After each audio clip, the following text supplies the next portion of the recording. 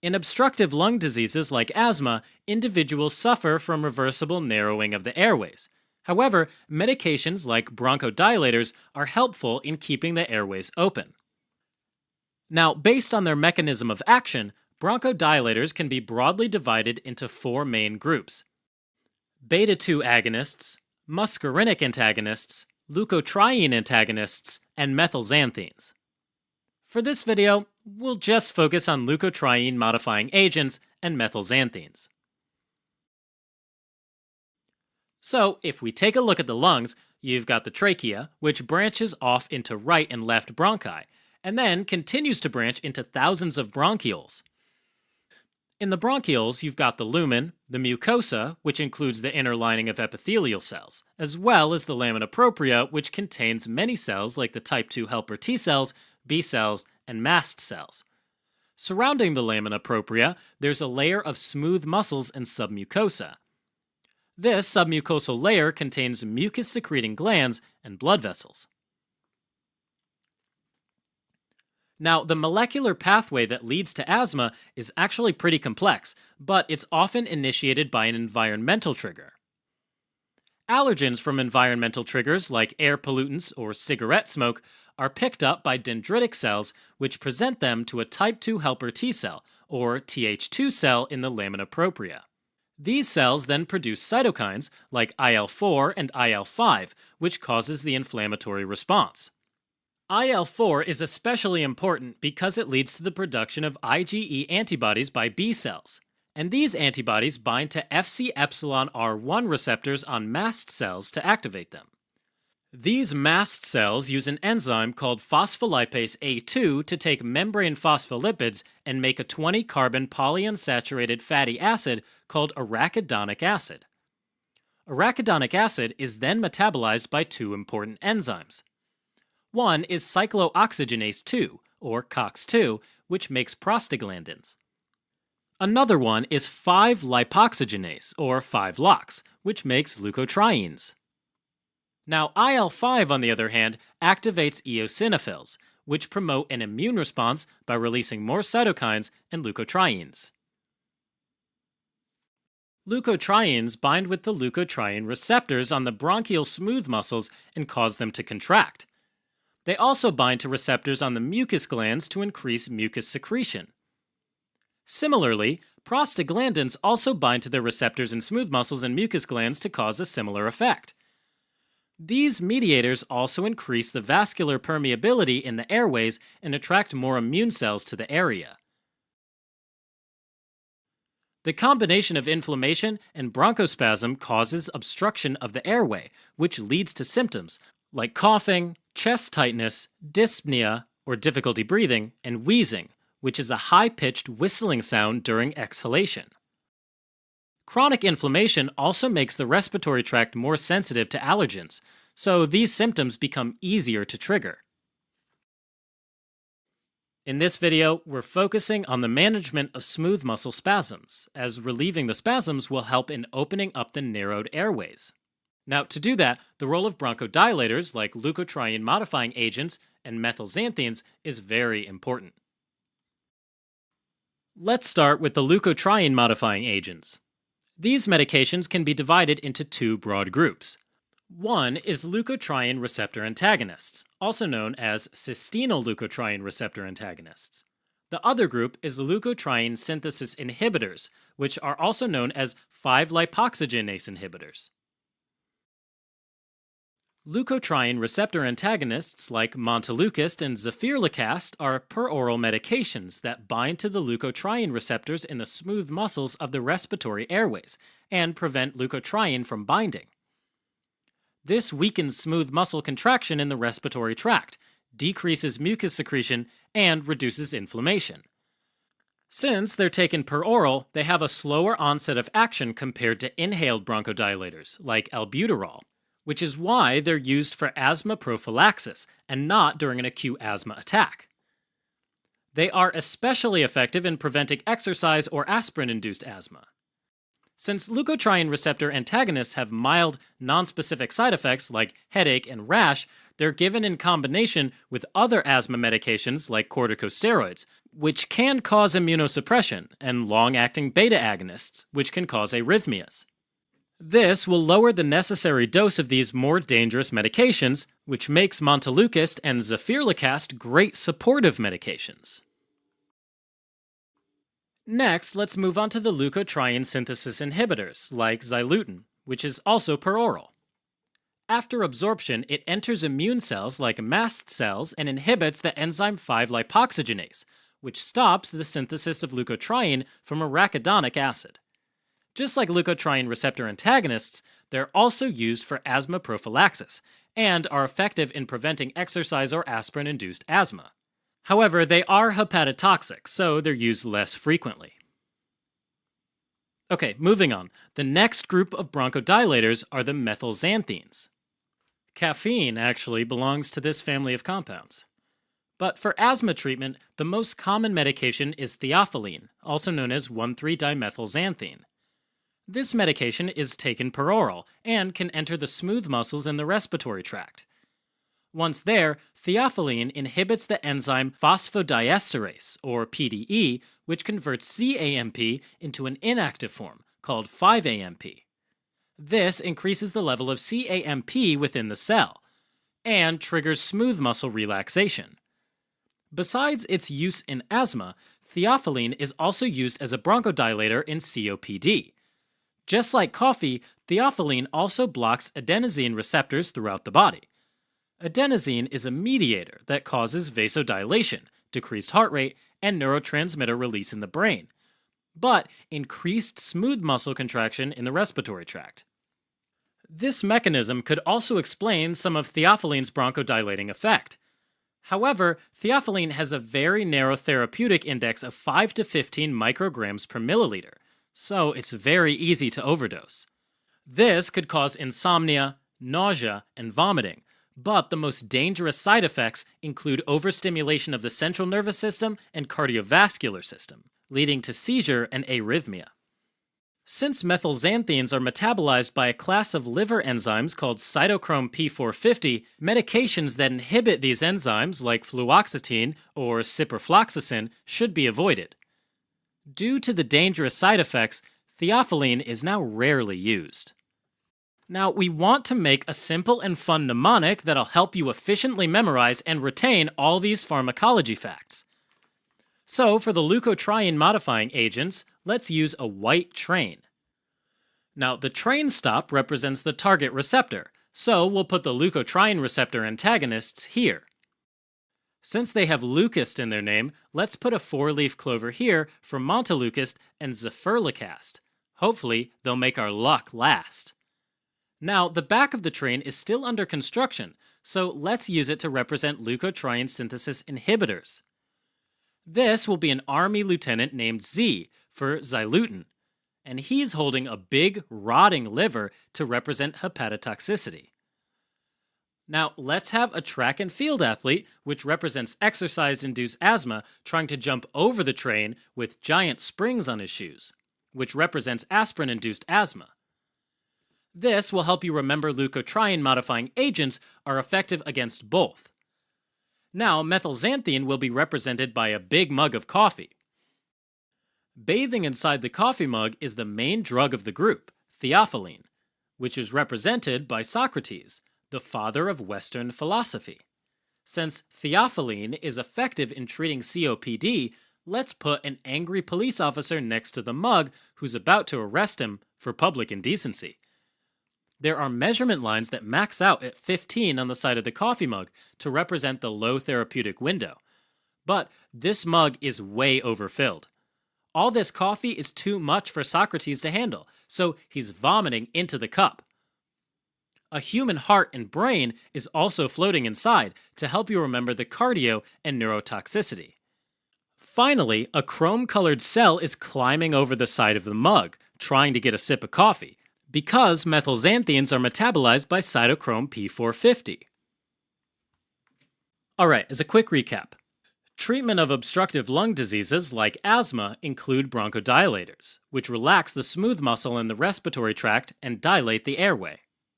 Leukotriene is an inflammatory mediator that causes smooth muscle contraction. So, leukotriene modifying agents like Xylutin, which decrease its synthesis, or montelukast and zafirlocast, which blocks its receptor, are all effective prophylactic medications that result in smooth muscle relaxation.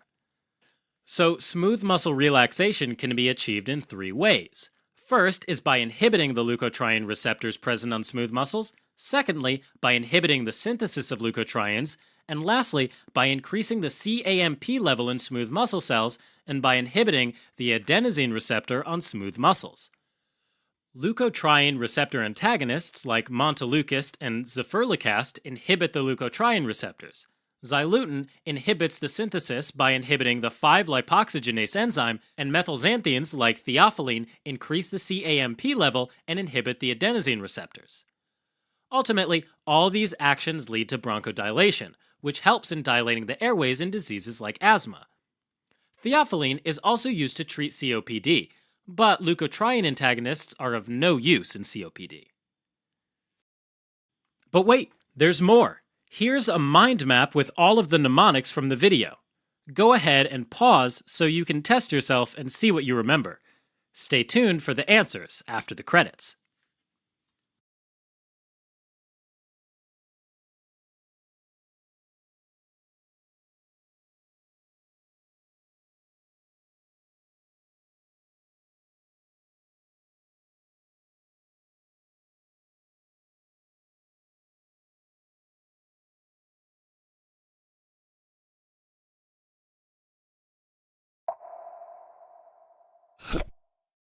In obstructive lung diseases like asthma, where individuals suffer from reversible narrowing of the airways, medications like bronchodilators are helpful in keeping the airways open. Now, based on their mechanism of action, bronchodilators can be broadly divided into four main groups: beta-2 agonists, muscarinic antagonists, leukotrienes antagonists, and methylxanthines. In this video, we'll focus on the bronchodilators like beta-2 agonists and muscarinic antagonists, which mimic or inhibit the regulatory effects of the autonomic nervous system on bronchial smooth muscle. Okay, so let's take a look at the lungs. You've got the trachea, which branches off into the right and left bronchi, and then continues to branch into thousands of bronchioles. In the bronchioles, you've got the lumen, the mucosa, which includes the inner lining of epithelial cells, as well as the lamina propria, which contains many cells like the type 2 helper cells, B cells, and mast cells. Surrounding the lamina propria, there's a layer of smooth muscles and submucosa. These muscles are innervated by the nerves of the autonomic nervous system, which means they can't be controlled consciously. The autonomic nervous system is made up of the sympathetic nervous system, which is involved in the flight or fight response, like running away from angry raccoons, and parasympathetic system, which is involved in the rest and digest response, like taking a nap after a big dinner. So let's say that raccoons are chasing you. The sympathetic nerves activate and release norepinephrine, which bind to beta-2 adrenergic receptors on the smooth muscles in the respiratory tract, causing them to relax. The diameter of the airways increases, and more oxygen gets to the lungs. When you're resting, there's less need for the extra oxygen, so the parasympathetic nerves release acetylcholine, which bind to muscarinic M3 receptors in the respiratory tract, causing smooth muscle contraction and narrowing the airways.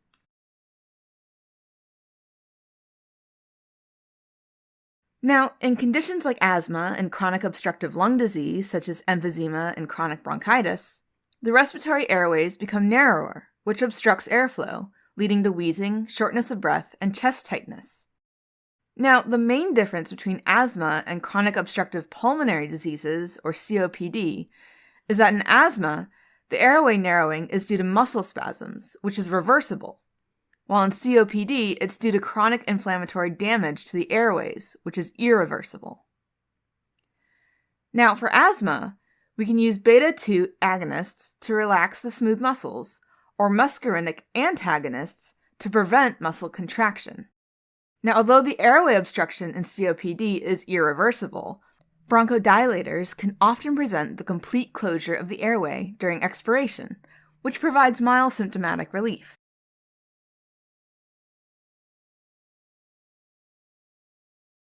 Let's start with the beta-2 agonists first, which are also known as beta-2 receptor agonists. These medications come in an aerosolized form and are taken via inhalers. Once in the lungs, they bind to the beta-2 adrenergic receptors on bronchial smooth muscle cells. This activates the enzyme adenylyl cyclase, which leads to increased cyclic AMP production that ultimately cause relaxation of the smooth muscle. The effect is both fast and localized within the lungs, which makes these medications the treatment of choice for quick symptom relief with minimal side effects. Beta-2 agonists also stimulate the beta-2 receptors on immune cells like mast cells and decrease the release of inflammatory mediators like leukotrienes and prostaglandins. This in turn decreases the inflammation, swelling, and irritation in the respiratory tract. Ultimately, all these events help dilate the narrow airways and improve airflow. Now, based on the duration of action, inhaled beta-2 agonists can be divided into two broad groups: short-acting beta-2 agonists, or SABA, and long-acting beta-2 agonists, or LABA.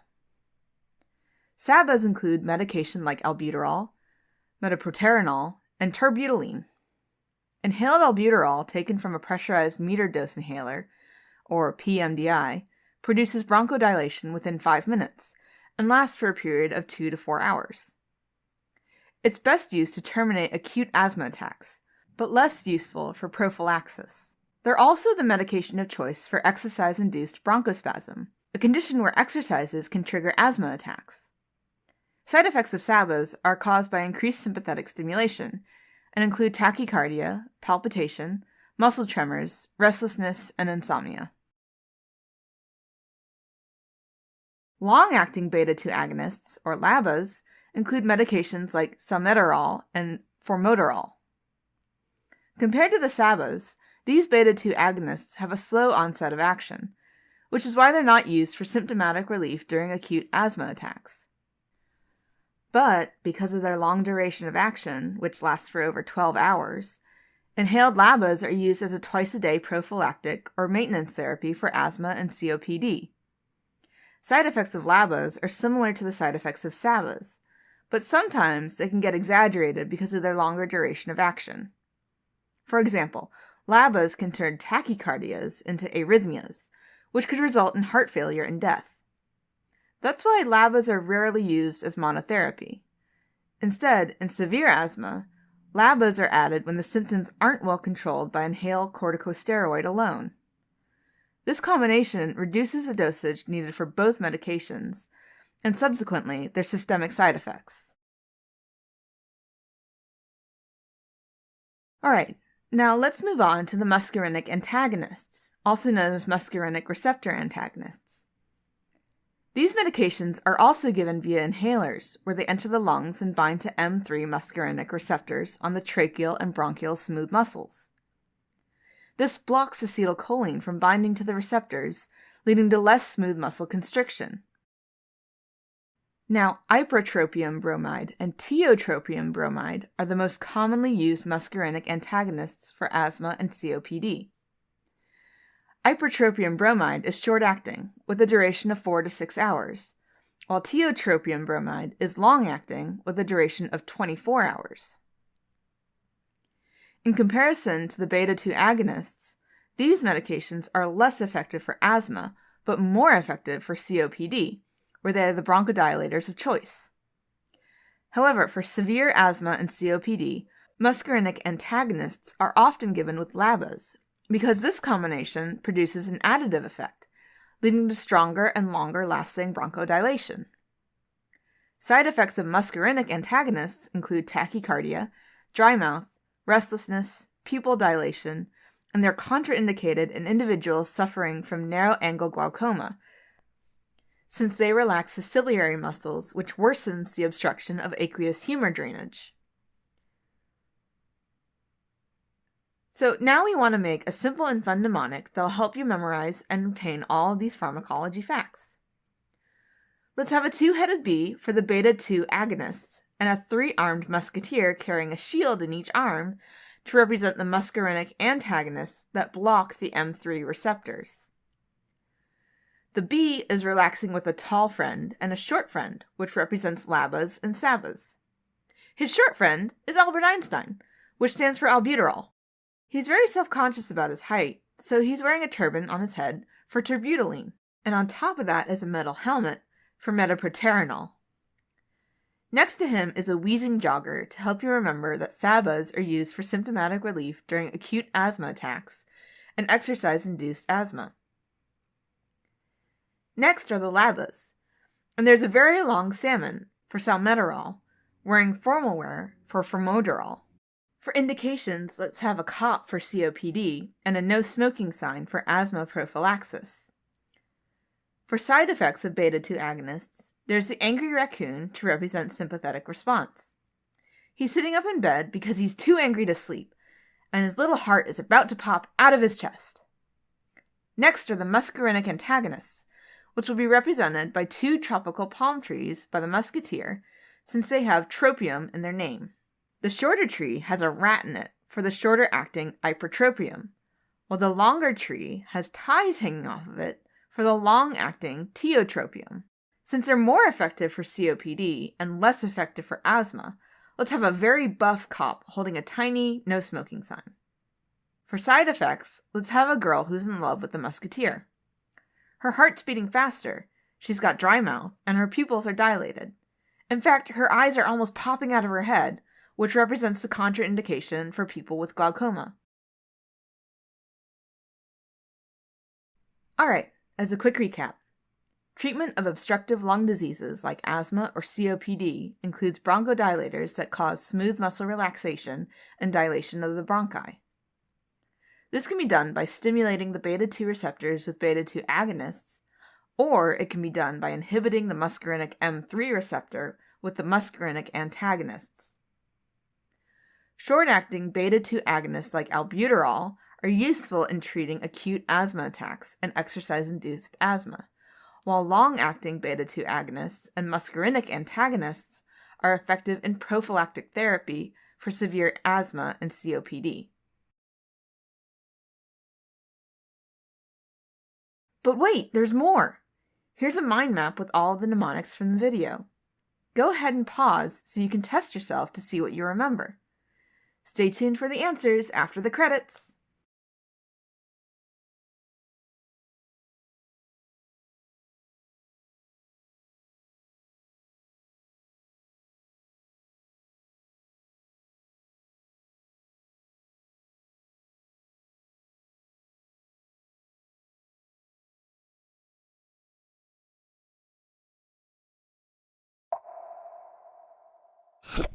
In obstructive lung diseases like asthma, where individuals suffer from reversible narrowing of the airways, medications like bronchodilators are helpful in keeping the airways open.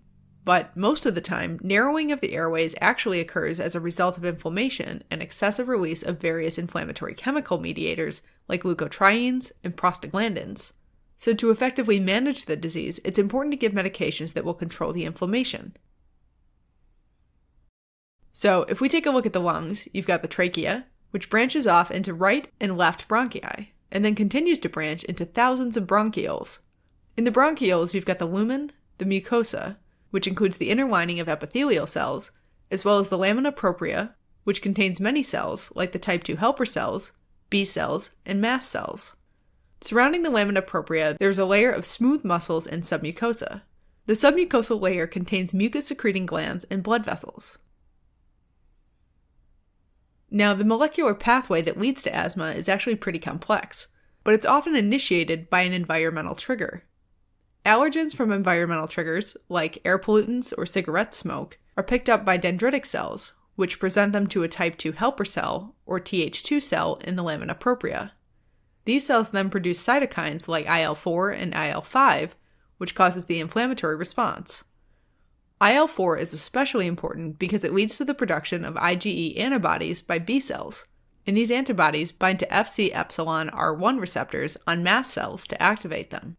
These mast cells use an enzyme called phospholipase A2 to take membrane phospholipids and make a 20-carbon polyunsaturated fatty acid called arachidonic acid. Arachidonic acid is then metabolized by two important enzymes. One is cyclooxygenase 2, or COX-2, which makes prostaglandins. Another one is 5-lipoxygenase, or 5-LOX, which makes leukotrienes. Now IL-5, on the other hand, activates eosinophils, which promote an immune response by releasing more cytokines that attract other immune cells to the area. Minutes after exposure to an allergen, phospholipase A2 gets activated inside the mast cells, which results in the synthesis and release of leukotrienes and the prostaglandins. Leukotrienes bind with the leukotriene receptors on the bronchial smooth muscles and cause them to contract. They also bind to receptors on the mucus glands to increase mucus secretion. Similarly, prostaglandins also bind to the receptors in the smooth muscles and mucus gland to cause a similar effect. These mediators also increase the vascular permeability in the airways and attract more immune cells to the area. The combination of inflammation and bronchospasm cause obstruction of the airway, which leads to symptoms like coughing, chest tightness, dyspnea or difficulty breathing, and wheezing, which is a high-pitched whistling sound during exhalation. Chronic inflammation also makes the respiratory tract more sensitive to allergens, so these symptoms become easier to trigger. Now, we have 3 ways to control the inflammation in asthma. We can decrease the synthesis of inflammatory mediators, inhibit their release, or prevent mast cell activation. The most common way to stop the synthesis of prostaglandin and leukotriene is through the use of corticosteroids. These medications are synthetic versions of glucocorticoid, or cortisol, which is the stress hormone produced in the adrenal cortex. When these medications reach immune cells, they can pass through the cell membrane because they are steroids, which means they are lipophilic. Once inside, they inhibit the synthesis of all inflammatory cytokines. In mast cells, they increase the production of annexin 1 proteins that inhibit the enzyme phospholipase A2. This stops the conversion of membrane phospholipid into arachidonic acid and decreases the synthesis of leukotrienes and prostaglandins. Corticosteroids also downregulate the enzyme cyclooxygenase 2, which reduces the production of prostaglandins. Finally, they also inhibit the proliferation of the Th2 cells, which reduces the production of IL-4 and IL-5, further reducing the activity of mast cells and eosinophils. This way, corticosteroids effectively inhibit the inflammatory process at multiple stages. Depending on the route of administration, corticosteroid therapy for asthma can be divided into 2 broad categories: inhaled therapy and systemic therapy. Inhaled therapy uses nebulized corticosteroids, which means it's an aerosolized mist. It's the first-line therapy for chronic asthma because its action is localized in the lungs, so there's fewer systemic side effects. Inhaled corticosteroids are often used alongside a bronchodilator like leukotriene receptor antagonist or a beta-2 agonist to control the disease more effectively. Fluticasone, budesonide, beclomethasone, dexamethasone, and mometasone are some of the commonly used inhaled glucocorticoids. Among them, dexamethasone and fluticasone are the longer-acting and more potent medications. Systemic corticosteroid therapy is usually given when bronchodilator therapy and inhaled corticosteroid therapy fails to control the symptoms. In general, prednisolone is the medication of choice. Oral prednisolone is used to treat the symptoms of severe chronic asthma, while intravenous prednisolone is used in acute asthma attacks. Systemic side effects of corticosteroids include susceptibility to infections, growth retardation in children, easy bruising, hyperglycemia or high blood sugar, and weight gain. These side effects are less common with inhaled corticosteroids unless they're used at high doses. However, inhaled corticosteroids weaken the immune response in the mouth and throat, which makes oropharyngeal candida infections more common. Mouth rinsing after using the medication, or using a spacer, a device that allows the medication to enter the back of the throat slowly, so most of it goes to the lungs, can be used to prevent this complication. Systemic therapy could cause pituitary adrenal suppression, where less cortisol is produced. So when it's time to stop treatment, it's important to reduce the dose gradually to give the adrenal gland time to ramp up cortisol production. Moving on, The next group is the mast cell stabilizers, like cromolyn and nidocromil. These medications inhibit the release of prostaglandins and leukotrienes from mast cells. They're usually administered as an aerosol through an inhaler, since they are not well absorbed in the GI tract. Once inhaled, they act locally and stabilize the mast cell membrane, which prevents the release of inflammatory mediators. This way, they produce a mild anti-inflammatory effect at the site of inflammation. Mast cell stabilizers are usually very safe and well tolerated. That's why cromolyn was used as a long-time prophylactic medication for mild to moderate asthma. But compared to inhaled steroids, mast cell stabilizers have a very short duration of action, which is why they're rarely used nowadays. Finally, the last medication is the anti-IgE antibody omalizumab. It's a modified monoclonal antibody that is administered by the subcutaneous route. Omalizumab binds to the IgE antibodies in the bloodstream, so they can't stimulate the Fc epsilon R1 receptors on mast cells. This decreases the activation of mast cells, which in turn reduces the synthesis and release of various inflammatory mediators like leukotrienes and prostaglandins. Omalizumab's main drawback is that it's a very expensive medication, so it's typically used if the person does not respond to other medications. It's particularly effective in treating allergic asthma, which often presents with very high levels of IgE antibody. Side effects are usually mild and include susceptibility to infections, as well as pain, redness, and swelling at the site of injection. We want to make a simple and fun mnemonic that'll help you efficiently memorize and retain all these pharmacology facts. Let's start with the sailboat with a large mast for mast cells. On the bow of the ship is our corticosteroids. Since they all have son in their name, let's use a group of boys to represent them. First, let's have two of the boys doing math problems on a whiteboard for dexamethasone and beclomethasone. The mother is there playing the flute for her sons, which represents mometasone and fluticasone. Lastly, there's a pair of conjoined twins who are best buds for budesonide. They are surrounded by a misty fog to help you remember that they are inhaled corticosteroids. Next is a boy dressed as a shark, the most fearsome predator of the sea, for prednisolone. In the shark costume mouth is an IV bag to help you remember it's a peroral or intravenous medication used for systemic treatment. For side effects, let's have a candy mushroom by the inhaled corticosteroids, since they cause oropharyngeal candidiasis, which is a fungal infection. For systemic side effects, we have a tiny elf for growth retardation, and he's eating handfuls of sugar for hyperglycemia. This makes him kind of fat, representing weight gain, and he bumps into things a lot, so he's got a black eye to represent easy bruising. For the next group of drugs, let's look at the middle of the boat, which is full of holes. These holes allow inflammatory mediators to be released from the mast cell. So let's put 2 chrome plating over these to represent cromolyn and nidocromil, the 2 drugs that block mediator release. However, they're nailed rather poorly, and it looks like they're about to fall off. So remember, they are very short-acting and therefore rarely used.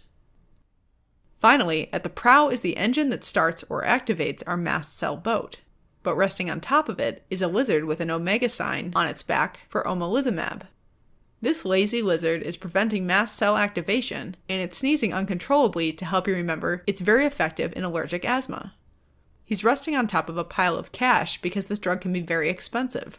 On his rump there's a big red bump with a band-aid on it to help you remember there can be a painful swelling at the injection site. Alright, as a quick recap. Treatment of asthma involves stopping the underlying inflammatory process by reducing the release of inflammatory mediators like leukotrienes and prostaglandins. This is done by using corticosteroids, which stops the synthesis of these mediators, mast cell stabilizers, which inhibit mediator release, or anti-IgE antibody that inhibits mast cell activation. These medications are typically used alongside bronchodilators for asthma prophylaxis. But wait! There's more! Here's a mind map with all the mnemonics. Go ahead and pause the video so you can test yourself to see what you remember. And stay tuned for the answers after the credits.